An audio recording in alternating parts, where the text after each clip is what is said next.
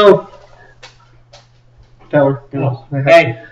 Well, I am sitting here as 3 members of Fantasy Football Champions, being the Brown family champion, the actual league champion, and the general manager / coach of John Brown's league championship. And we have a couple things to say to all you non-champions out there. I don't think any of those of them do have championships under their belt, do they? I don't think anybody's had the belt other than Medley. No, Tyler. I'm the only one that. And if Medley ever won a championship, he smoked away memories of that years ago. So, we are here to talk about whatever the fuck Eli is sending out videos and whatnot, and it just so happens that we only have 12 hours to digest this before we vote. So us 3 think that something very, very fishy is going on, and there are back channels happening and conspiracy theories, and we need to just go ahead and nip this one in the bud. So which one do you want to talk about first? I'll kind of take this one. Go ahead. So let me get in a little bit. All right. So, number 1. This league has been great. Fantastic. A phenomenal league. There's a reason we pay all this money to travel and talk about it and get divorces for this league. Yep. And John Brown pays a lot of money to have Tyler compete in this league. Numerous teams. He won at numerous teams. He only paid for the first year. Okay. That's why. Oh, I paid last year. Okay. Anyway. The problem is we're trying to fix what's broken. And it's been a great league, right? So everybody gets so juiced up. I'm thinking keepers now. Let's talk kickers. Kickers. For those who say there's no strategy behind it, those are probably the people that were in the bottom tier for kickers last year. Probably I'm going 100%. Yep. Going on a limb. You say they're high in value. If you really feel like there are 4 or 5 kickers out there that are higher in value, then scrap your round 10 flyer, round 8 flyer, and grab a kicker that is, quote unquote, the best kicker or whatever you're going to say. Yes, it's unpredictable. Everything is unpredictable. It is fantasy football.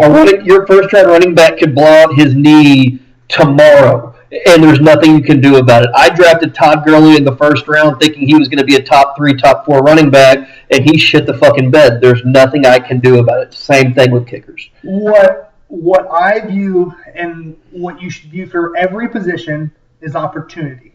There's no way to predict or say that this person is going to do this. That player is going to do that. There's no way to say it. But you can talk about opportunity. So I did want to read off some stats. And for those of you saying that there's no way to predict a kicker, let's take a look at the field goals attempted last year. Okay? We are looking at some of the top kickers: Baltimore, Houston, Atlanta. All these are attempts, meaning opportunity, meaning they had a good enough offense to get them in the red zone but couldn't finish. You want a good enough offense to get you there, and the opportunity means that you didn't finish, meaning you get more attempts out of the deal. That is what it is all about. Taking factors of weather, taking factors of dome versus not dome, take factors of a quarterback who's good in the red zone.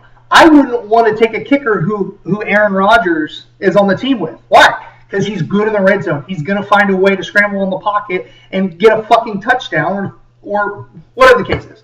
What I'm saying is it's not broken. Let's not try to fix it, number 1. And those of you that really feel like some of these kickers, the 3 or 4 really, really good kickers, are going to be at the top and everybody else is a crapshoot, well, fucking pick them. You can say the same thing about quarterbacks, guys. You're very, very top-heavy in quarterbacks, and you got 5 or 6 of the best ones out there, and everybody waits until the 7th, 8th, and 9th round to draft a quarterback. It's people got on me last year for drafting Aaron Rodgers, is where I did, because I wanted the value. The same thing could be said of kickers at that point. And you got quarterbacks out there outscoring running backs, and if you're going to make the case that kickers, they flaw everything because they're out there outscoring, receivers and running backs, quarterbacks are the exact same way. You guys are waiting on them as well. So what's the difference? If you want a top flight kicker, draft them early. Draft them in the 10th, 11th, 12th round, like Logan just said. Same thing can be said about defenses, and defensives come off the board in the 8th, 9th, and 10th round. So you guys are just trying to change something for the premise of changing anything when it's not really broken. I understand. Logan got lucky last year. Ryan made a stupid ass trade, and Logan became the championship. I mean, it is what it is. It happened, but you can't go and start changing the stuff just because you're not happy with how you finished last year. Some of these field goal attempts are also on the bottom. You have Miami, you have San Francisco, you have Chicago, you have the Rams, you have Buffalo, you have the Giants, Cleveland.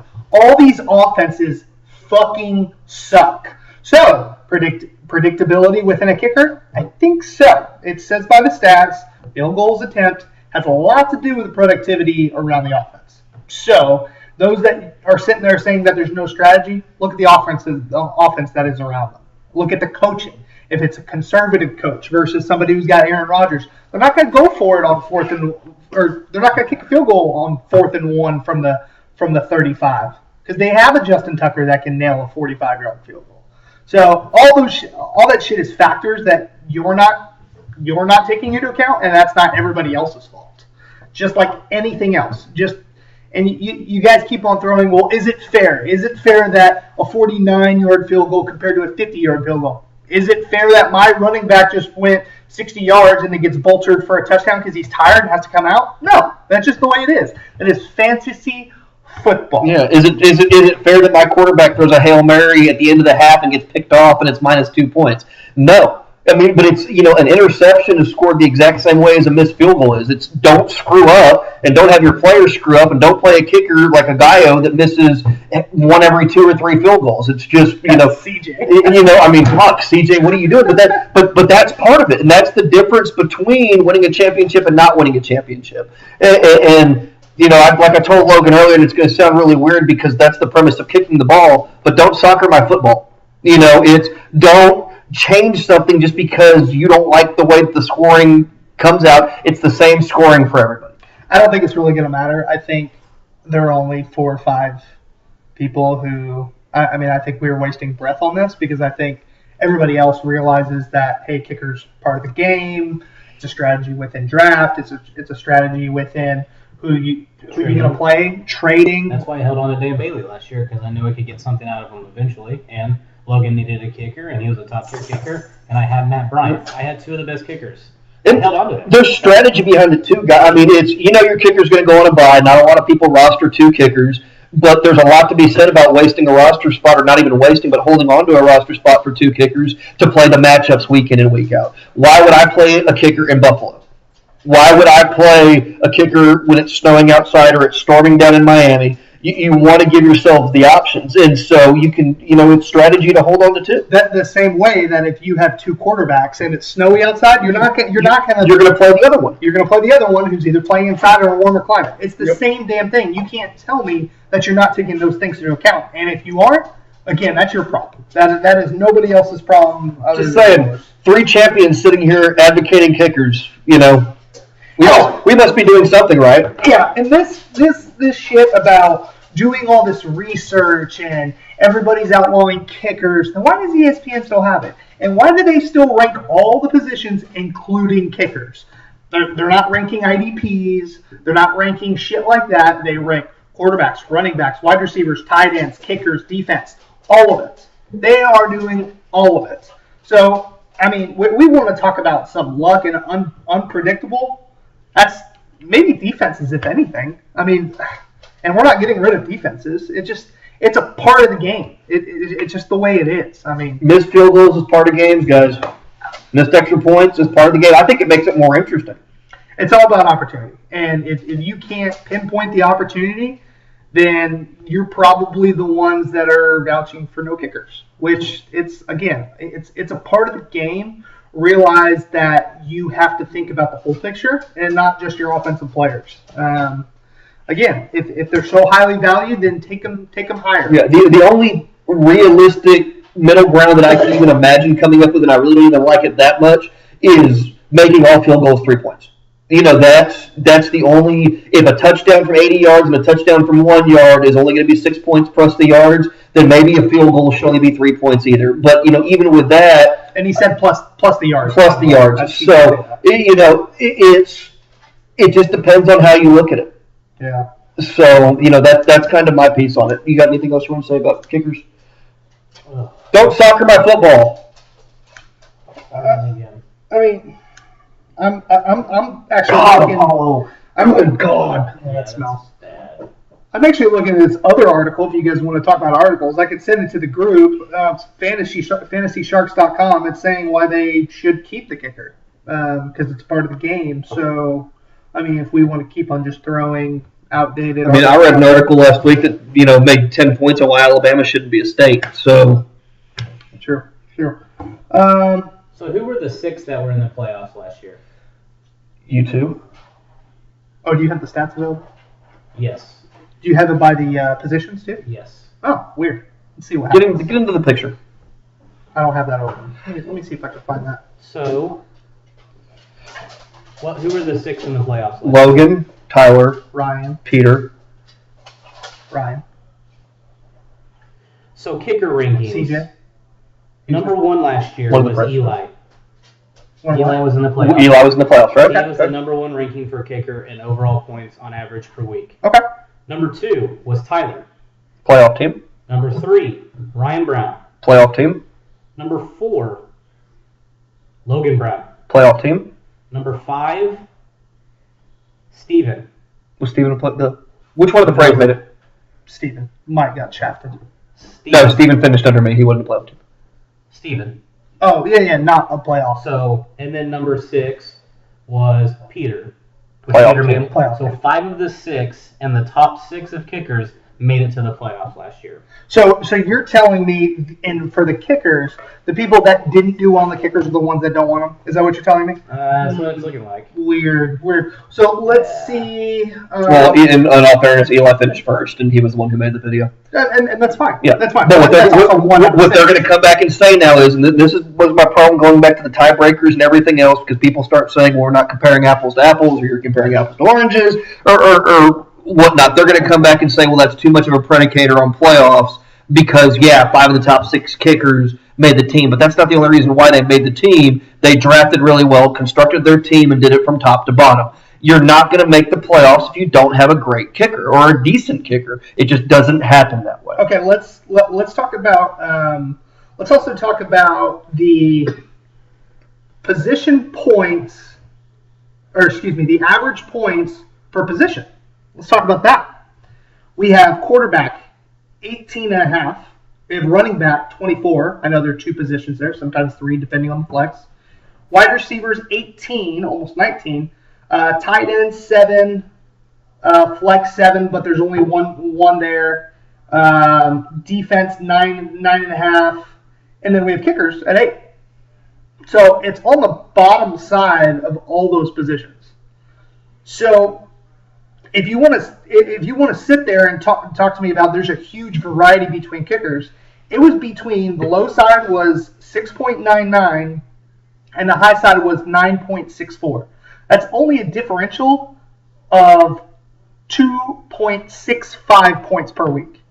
So you can't tell me that's a huge variety.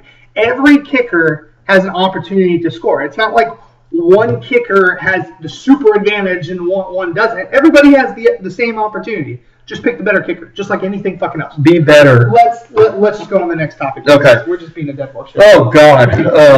I'm actually more passionate about this one than I am the kickers.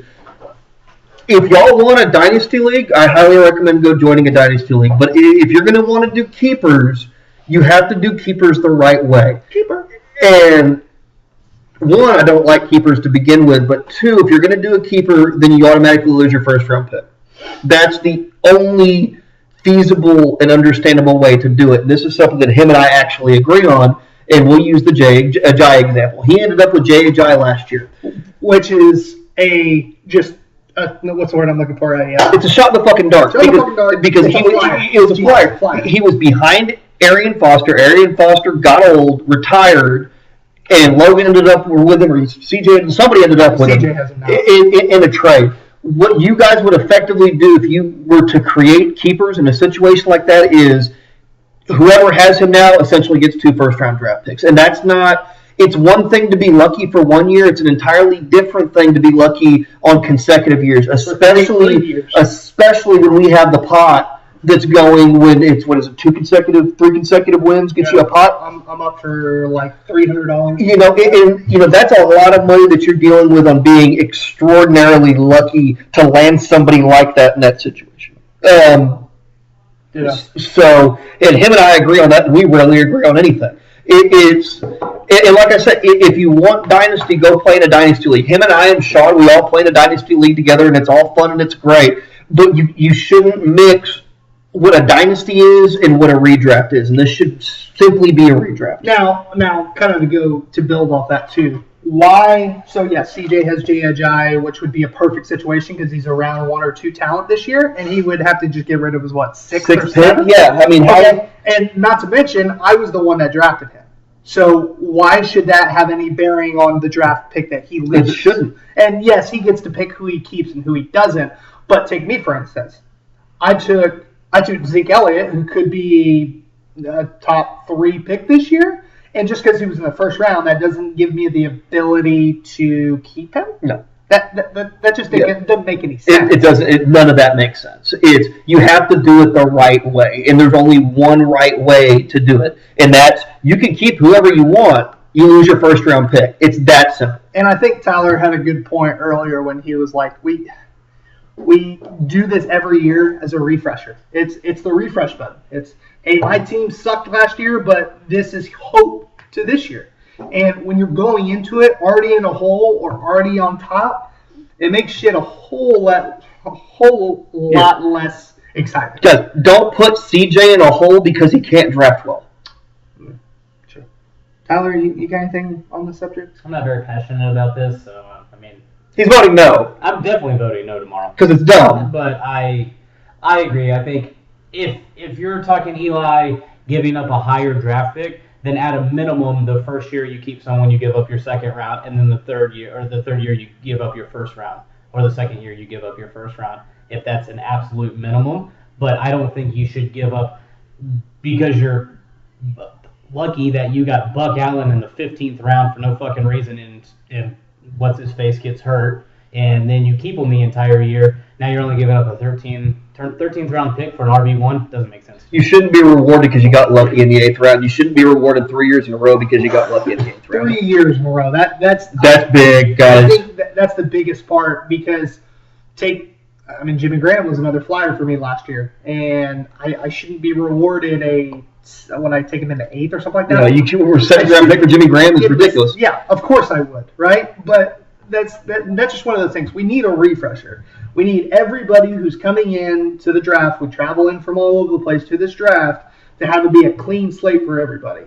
And there's too much money on the line, too much passion behind it, too much shit talking going on to have this stuff predetermined. Especially posting a video and giving everybody 24-hour notice to make a vote that nobody talked about. It's a little fishy, guys. Little fishy. Those back channels must be working really well between Texas and Alabama. Yeah. It just we keep on trying to change stuff, and it's a great league, not just because I won it last year. And I won the Brown Family Championship. But it's a great league, so if you want to do a dynasty, which is great, I'm in a dynasty league too. Nobody wants to be in multiple dynasties. I promise you. And this is trying to get more and more dynasty. So that's all I got to say about that. You got anything else? Got anything? Nope. 2 17 divisions, head-to-head tiebreakers. Points for tiebreaker. Head-to-head tiebreaker. Points for tiebreaker. If it's 2 divisions, it needs to be head-to-head tiebreaker. Sure. See? We can agree on things. Yeah, I mean, maybe it's just because Ryan left the league. He can still see this. He has his own. Doesn't matter. For That's 2. playing for playing a person 2 times, that's a bigger sample size than just 1 time. So if you beat me twice, I really you deserve it at that point. Like that I can agree with. If you beat me once, that could have been just horseshit luck. Could have been because of kicker. Could have been a bad bye week. Yeah. Bye week kickers. But my kid. Or your keeper got hurt. Well, that means if you beat me twice, that would have been 2 out of 3. What if you keep your kicker? So yeah, like I may keep Matt Bryant. Do you guys understand my point there? What did you say?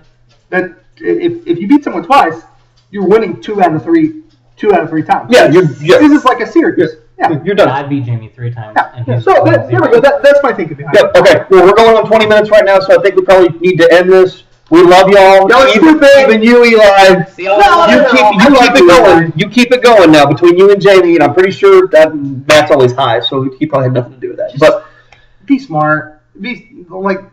if it ain't broke, don't fix it. Do it. Don't do it. Don't get married. Don't have kids. Don't do it. Live in a fraternity house with a pool, basketball, 3 dollars. Just kidding. We love y'all. Love you. Bye.